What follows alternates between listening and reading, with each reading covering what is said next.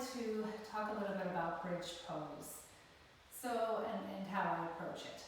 So in a lot of yoga classes, bridge pose is taught, and it's also taught as part of some personal training regimens as a way to help fire the glutes or strengthen the glutes. So the problem with bridge is that it's not quite taught in a functional way. In other words, there can be lots of opportunity for compensation or recruiting to happen when that's not really what we want. So let's look at that now. So in bridge pose, we come onto our back, and the knees are bent. And the idea is that we often just come up, sort of, some people say squeeze the glutes or engage the core, and then we go back down. So let's break that down a little bit. So first of all, I like to have people become aware of how they're resting. So initially you're just noticing how does the shoulders and arms rest, what's the position of the pelvis, where are the feet. And so just starting first with the pelvis, so noticing when the pelvis is in neutral, there's a little low back curve that exists. And that's what happens when the spine's in neutral. So if the pelvis is tucked, then we no longer have a neutral spine or a neutral pelvis. So we want to kind of maintain it, so you can tuck the pelvis and the back flattens, and then of course you can tilt the pelvis forward and the back increases the arch. So we just want to find a nice neutral position. So then we look at the position of the feet. So the feet are often like a little bit closer to the buttocks. And we want to make sure the feet are pointing forward, so you can always have a peek or get a sense of that. And we also want them to be hip width apart. And the knees are also hip width apart.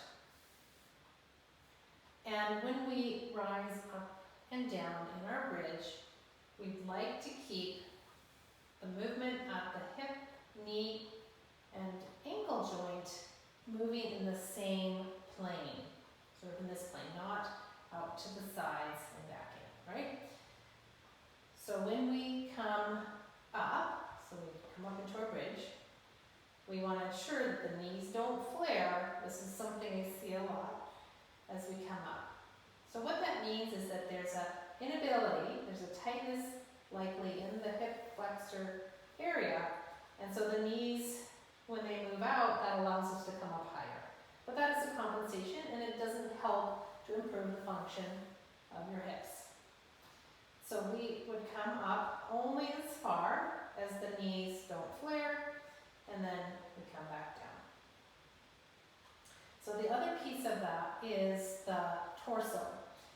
So ideally, when we come up, we're hinging at the hip joint and the shoulder joint. Yes, there's some movement at the knee and a little bit at the ankle, but we're focusing, the main focus is at the hip and shoulder joint. So ideally, the spine is neutral, so that when you come up, there's no dumping or overarching, it's just neutral, and we come back down.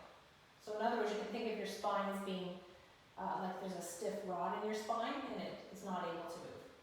So another way to see if you're compensating in the spine is to see the distance between your ribs and your hip bones. So the front of your hips, there's two bones. If you bring your hands there, you feel the two hip bones, the front of which is called the ASIS. And so if you put some of your fingers on that and the other on the ribs, you get a sense of the distance between them. That should stay the same as you rise. So you can come on up and notice, is that increasing or can you keep it neutral? So we come up and down, and that way,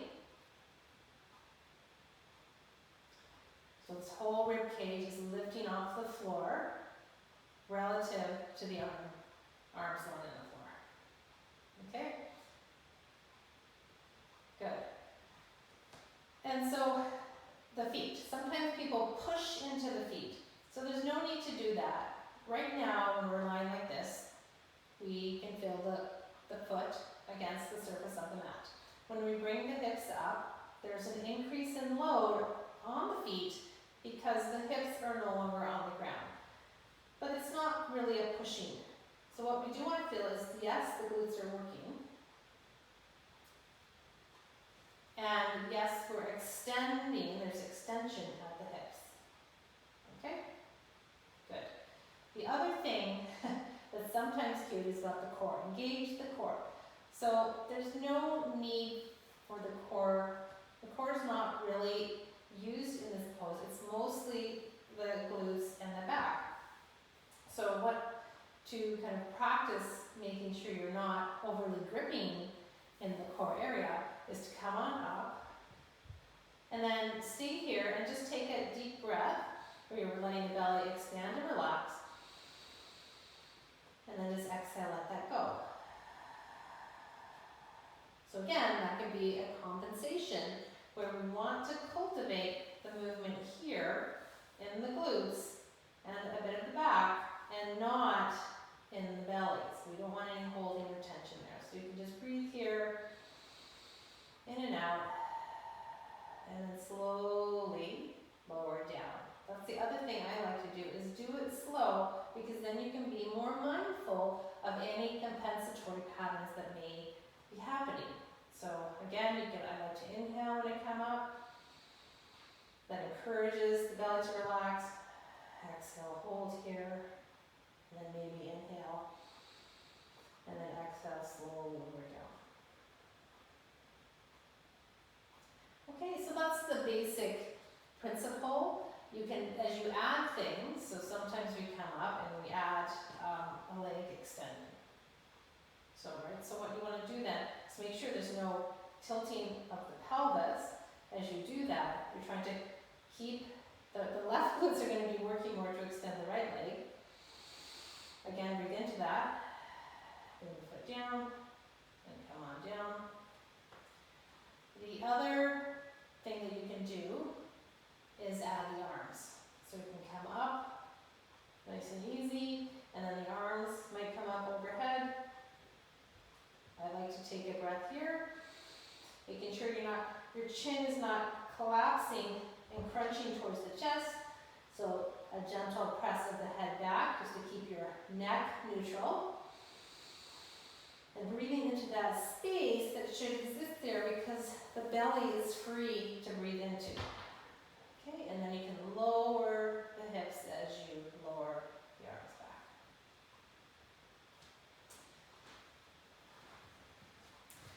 All right, so I hope that was helpful. So in my classes, I tend to teach a little slower because I want people to be very aware of what they're doing and mindful, because that is where dysfunction can happen.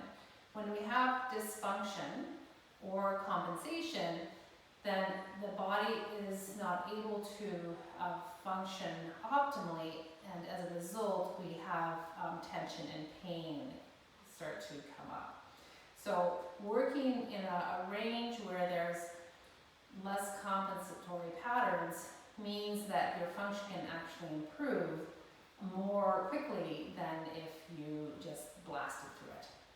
So I hope that was helpful, and if you have any comments or questions, then please let me know in the comments